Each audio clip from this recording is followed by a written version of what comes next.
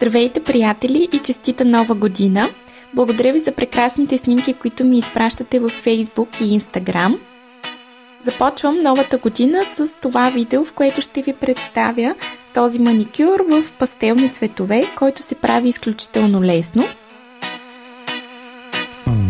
Започвам с нанасянето на 2 пласта бял лак на всички ногти. Избрах тези цветове за декорацията, но вие можете да изберете каквито на вас ви харесват. Използвам и тази разперена четка. Вземам първо от розовия цвят, като поставям на произволни места по ногтите, след което от лилавото и най-накрая от синьото. Тук няма правилен или грешен начин, просто слагайте цветовете докато ви хареса какво се е получило.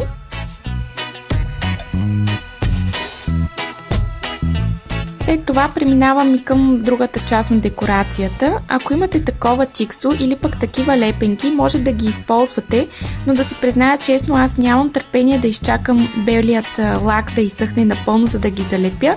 Затова правя по обратния ред. Първо сложих всички цветове и след това ще направя бели триъгълничета на различни места на всеки нокът. Ако вие сте избрали другият метод, след като сте се лакирали с бял цвят, поставете тиксото или съответно триъгълника и започнете да действате с разперената четка, след което отлепяте и отдолу ще ви е останал белият цвят.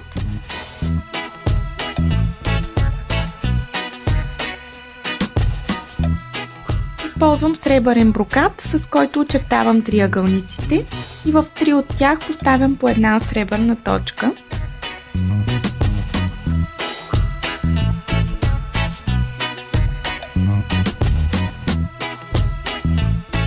Завършвам маникюра първо с обикновен топ лак, а след това и с матиращ.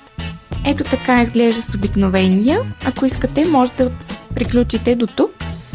А ако желаете, може да изпробвате и как ще е с матиращия топ лак.